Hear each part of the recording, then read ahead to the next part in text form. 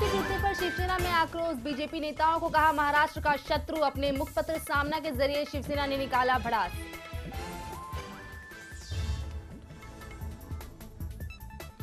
Congress NCP की 15 साल पुरानी दोस्ती टूटी। महाराष्ट्र विधानसभा चुनाव में सीटों के बंटवारे को लेकर एनसीपी ने अघाड़ी तोड़ा।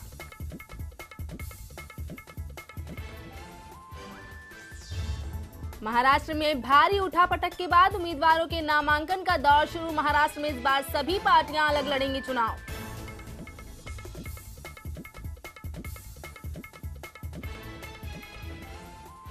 और इसी के साथ नमो नमो से गूंज उठा अमेरिका। पीएम मोदी का अमेरिका में भव्य स्वागत। 30 सितंबर तक रहेंगे अमेरिका दौरे पर।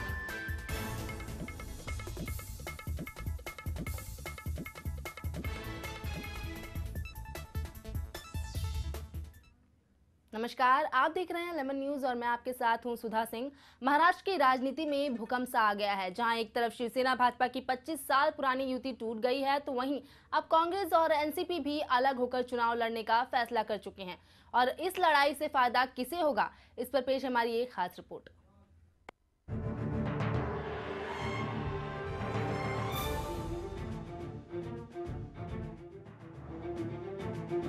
महाराष्ट्र विधानसभा चुनाव के पहले प्रदेश के राजनीतिक दलों की बड़ी महत्वाकांक्षा ने गुरुवार को सभी राजनीतिक गठबंधनों और समीकरणों को तोड़कर रख दिया। शिवसेना और भाजपा का 25 साल पुराना गठबंधन अधिक सीटें हथियाने की चपेट में आ गया और बलि चढ़ गया। इसके कुछ ही देर बाद राष्ट्रवादी कांग्रेस पार्टी ने भी कांग्रेस से अपना 15 साल पुराना गठबंधन तोड़कर अलग चुनाव लड़ने की घोषणा कर दी। शिवसेना भाजपा का पुराना गठबंधन तोड़ने की घोषणा करते ही भाजपा ने शिवसेना से न्याय न मिलने का आरोप लगाया। साथ ही ये कहना नहीं भूली कि चुनाव के दौरान न तो वो शिवसेना पर कोई टिप्पणी करेगी और न ही उसकी टिप्पणियों का जवाब देगी। शिवसेना भाजपा के बीच सीट समझौते को लेकर पिछले करीब 20 दिनों से बातचीत चल रही थी। भाजपा के प्रदेश अध्यक्ष देवेंद्र फडणवीस का कहना है कि बातचीत के दौरान शिवसेना की ओर से घुमा फिराकर एक ही प्रस्ताव बार बार दिया जा रहा था, जिसके अनुसार न तो भाजपा को न्याय मिल रहा था और न ही उसके साथ जुड़े घटक दलों को। नामांकन की अवधि समाप्त होने में भी काफी कम समय बचा है, जिसका लाभ कांग्रेस एनसीपी को हो सकता था। आपको बता दें कि किसानों में पैठ रखने वाले स्वाभिमानी शेतकरी संगठन धनगर समाज की पार्टी राष्ट्रीय समाज पक्ष और मराठा समाज के संगठन शिव संग्राम सेना अब भाजपा के साथ रहेंगे। विगत लोकसभा चुनाव से पहले दिवंगत भाजपा नेता गोपीनाथ मुंडे ने इन 4 में से 3 दलों को शिवसेना भाजपा के साथ जोड़कर 2 दलों के गठबंधन को महागठबंधन में बदला था। रिपब्लिकन पार्टी ने 2009 के विधानसभा चुनाव के बाद शिवसेना से हाथ मिलाया था, लेकिन 2014 के लोकसभा चुनाव से पहले इसके नेता रामदास आठवले को राज्यसभा में भाजपा ने भेजा। इसलिए अब वो आठवले को भी अपने साथ जोड़ने का प्रयास कर रही है। यदि ये चारों दल भाजपा के साथ जुड़ते हैं तो उसे इनके सम्मिलित 14% मतों का लाभ मिल सकता है, लेकिन गठबंधन टूटने के कारण उसे शिवसेना द्वारा किए जाने वाले भावनात्मक प्रचार का नुकसान भी उठाना पड़ सकता है। आपको बता दें कि महाराष्ट्र की 288 विधानसभा सीटों में से अब तक शिवसेना 171 और भाजपा 117 सीटों पर चुनाव लड़ती आई है। इस बार सीट बंटवारे की बात शुरू होने के बाद से ही भाजपा मांग कर रही थी कि पिछले 5 साल में शिवसेना द्वारा कभी न जीती गई 49 एवं भाजपा द्वारा कभी न जीती गई 19 सीटों पर पुनर्विचार कर उन्हें फिर से शिवसेना भाजपा और साथी दलों के बीच बांटा जाना चाहिए, ताकि कांग्रेस राष्ट्रवादी कांग्रेस पार्टी को हराया जा सके। वहीं पिछले 15 सालों से महाराष्ट्र में मिलकर सत्ता चला रहे कांग्रेस और राष्ट्रवादी कांग्रेस पार्टी ने भी आगामी विधानसभा चुनाव अलग अलग लड़ने की घोषणा कर दी है। दोनों दलों के बीच लंबे समय से चले आ रहे गतिरोध के बीच गुरुवार को पहले प्रदेश कांग्रेस अध्यक्ष माणिकराव ठाकरे ने यह कहकर गठबंधन टूटने के संकेत दिए कि अब सीट समझौते के लिए बातचीत का समय समाप्त हो गया है। उसके बाद देर शाम राष्ट्रवादी कांग्रेस पार्टी के नेता प्रफुल्ल पटेल अजीत पवार और सुनील तटकरे ने संवाददाता सम्मेलन कर गठबंधन टूटने का ठीकरा कांग्रेस पर फोड़ते हुए कहा कि कांग्रेस की ओर से सिर्फ एक बार बैठक करने के बाद उन्हें कोई अधिकृत प्रस्ताव नहीं दिया गया और कांग्रेस के ही प्रदेश अध्यक्ष ने बातचीत का समय समाप्त होने की घोषणा भी कर दी। फिलहाल ये चारों बड़ी पार्टियां अलग अलग होकर चुनाव लड़ेगी। अब इसका सीधा फायदा किसे मिलता है, ये तो चुनाव के नतीजों के बाद ही पता चल पाएगा। Bureau report, lemon news.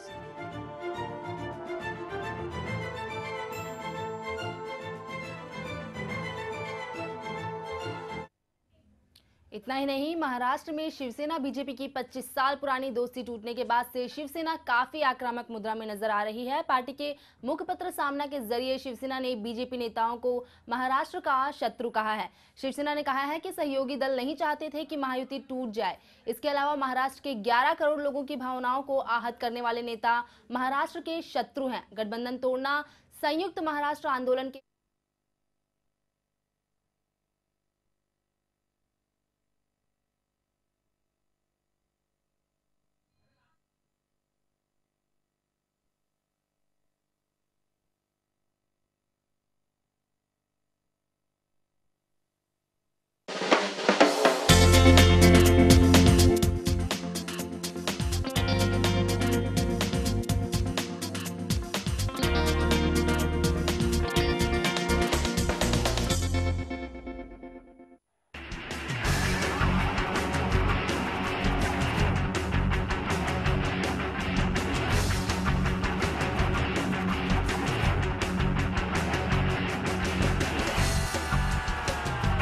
हम सभी को कौतूहल होता है कि आखिर ये सैटेलाइट क्यों छोड़े जाते हैं, क्या महत्व है इनका। सबसे पहला PSLV D1 1993 में अंतरिक्ष में भेजा गया, जिसका वजन लगभग 800 किलोग्राम था। ताजा उदाहरण फाइलिन का लेते हैं। फाइलिन तूफान की सूचना हमें पहले ही मिल चुकी थी। इस पताका लहराएगा, कौन हार का सामना करेगा, ये तमाम जो चीजें हैं इस पर जनता की निगाहें टिकी हुई है। अब देखने वाली बात यह होगी कि चुनाव प्रचार का बिगुल बज चुका है। नामांकन की जो समय है वो 48 घंटे से भी कम का समय है। ऐसे में शनिवार तक शिवसेना पार्टी की ओर से चुनाव प्रचार का जो शंखनाद है वो मुंबई के महालक्ष्मी रेसकोर्स से शुरू किया जाएगा। शनिवार तक शिवसेना पार्टी के तमाम जो प्रत्याशी है, उम्मीदवार हैं, वह अपना नामांकन शनिवार तक भर लेंगे। ये कहना है शिवसेना पक्ष प्रमुख उद्धव ठाकरे का। वहीं भारतीय जनता पार्टी भी इस पेशोपेश में है कि कब अब जो फायदा उठाने का उसे मौका मिला है उसका वह कितना फायदा उठा पाती है, ये देखने वाली बात होगी। वहीं एनसीपी के जो अजीत पवार हैं, महाराष्ट्र के उप मुख्यमंत्री हैं, उन्होंने साफ तौर पर अघाड़ी के जो का गठबंधन जो टूटा है इसका पूरा जिम्मेदारी, इसका पूरा जो तमाम जो चीजें हैं वह कांग्रेस पार्टी के माथे मढ़ दिया है। पर कहना है कि महाराष्ट्र के जो मुख्यमंत्री पृथ्वीराज चौहान हैं, उन्हीं के कारण यह उनका गठबंधन टूटा है। तो अब कुल मिलाकर अपने अपने दम पर एकला चलो की राह पर तमाम दल चुनाव लड़ेंगे और देखना दिलचस्प होगा कि क्या कुछ निकलकर सामने आता है। जी बिल्कुल, ये देखना दिलचस्प होगा कि क्या कुछ निकलकर सामने आता है। फिलहाल इस पूरी जानकारी के लिए आपका बहुत बहुत धन्यवाद। तो जिस प्रकार से महायुति अब टूट चुकी है और साथ ही साथ कांग्रेस और एनसीपी भी अब अलग अलग चुनाव लड़ने के लिए तैयार हैं, तो अब इसका सीधा फायदा किस पार्टी को जाता है और इस विधानसभा चुनाव में कौन विजयी होकर आता है, ये तो आने वाला समय ही बताएगा।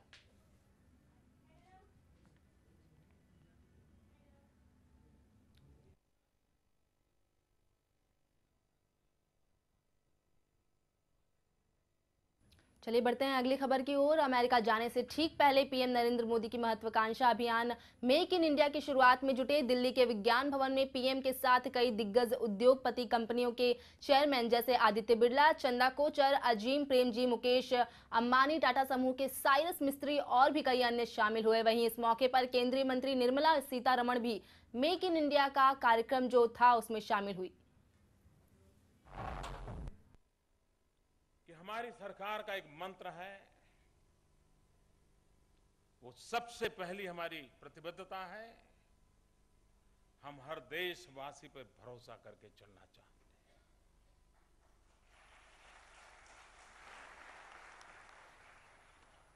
ये विश्वास का जो माहौल है वो व्यवस्थाओं को परिवर्तित करने की भी ताकत रखता है।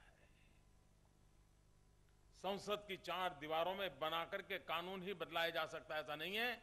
संसद की 4 दीवारों के बाहर भी जन जन के मन को जगा करके परिवर्तन का प्रभाव लाया जा सकता है। जब हम आपको मेक इन इंडिया की बात करते हैं, तब आपके उत्पादन के लिए एक बहुत बड़ा बाजार अपने आप खड़ा करने का हम अवसर देते हैं।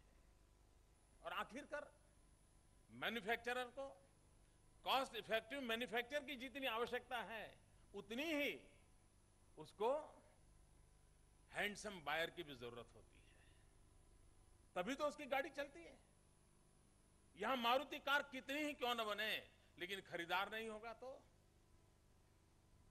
और इसलिए हमने भारत की अर्थव्यवस्था को जिस प्रकार के बदलाव लाना है, उस बदलाव में एक तरफ मैन्युफैक्चरिंग ग्रोथ को बढ़ाना है, एट द सेम टाइम उसका सीधा बेनिफिट हिंदुस्तान के नौजवानों को मिले, उसे रोजगार मिले, ताकि गरीब से गरीब परिवार की आर्थिक स्थिति में बदलाव आए, वो गरीबी से मिडिल क्लास की ओर बढ़े और उसका परचेजिंग पावर बढ़े, तो मैन्युफैक्चरिंग की संख्या बढ़ेगी, मैन्युफैक्चरिंग का ग्रोथ बढ़ेगा, रोजगार के अवसर उपलब्ध होंगे, फिर एक बार बाजार बढ़ेगा।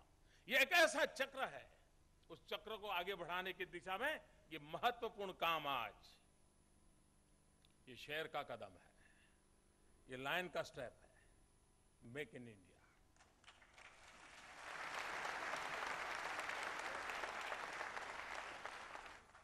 हमने डेवलपमेंट और ग्रोथ ओरिएंटेड एनवायरनमेंट क्रिएट करना होता है,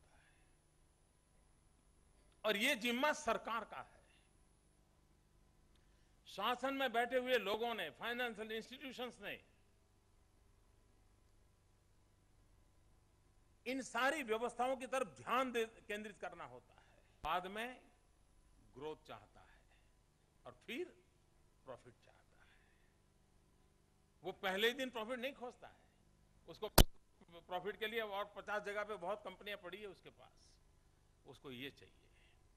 सरकार का प्रयास है, हमने एक के बाद एक जो कदम उठाए हैं, हम विश्वास दिलाना चाहते हैं कि आपका रुपया डूब नहीं जाएगा। अगर 135 से मुझे 50% आना है, तो सिर्फ सरकार अकेली ये काम पूरा कर सकती है। सरकार अपने निर्णयों को, नियमों को खुलापन ला दें, सरलता से कामों को आगे बढ़ाएं, तो हम आज 135 पर से ईज ऑफ बिजनेस में नंबर 50 पर।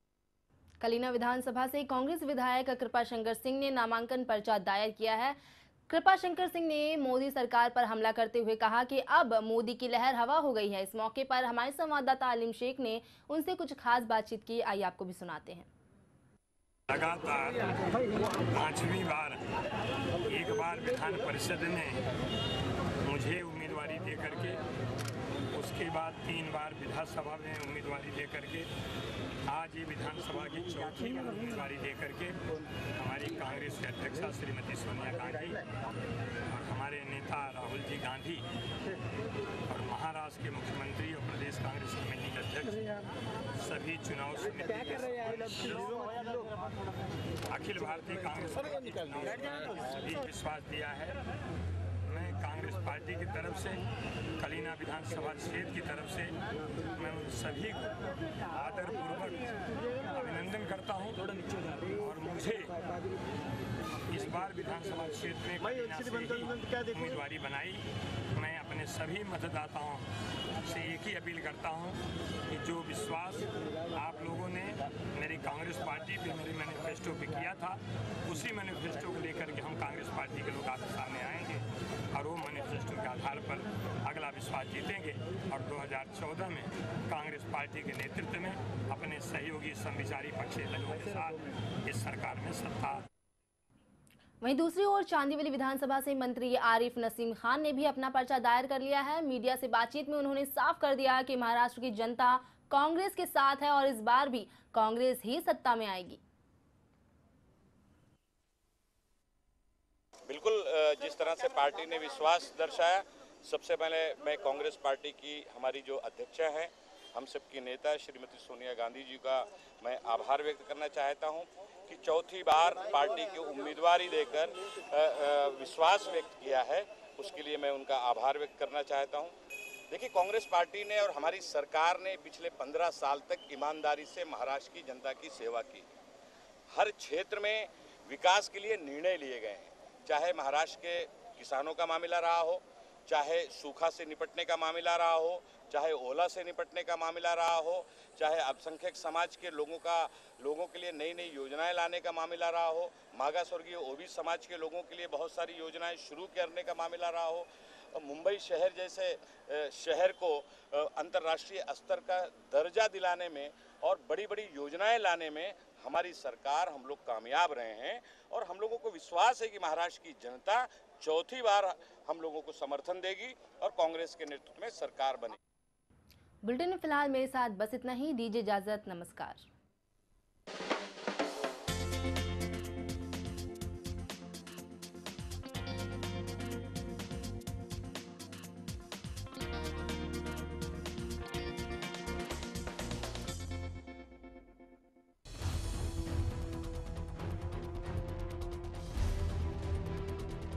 चौहान बिल्डर ने उड़ाई नियम कानून की धज्जियां, घटिया दर्जे की सामग्री से बनाई नई इमारत। गुजरात के वापी में चामुंडा ड्रीम सिटी इमारत की दास्तान। गुजरात प्रशासन आखिर क्यों है बिल्डर पर मेहरबान?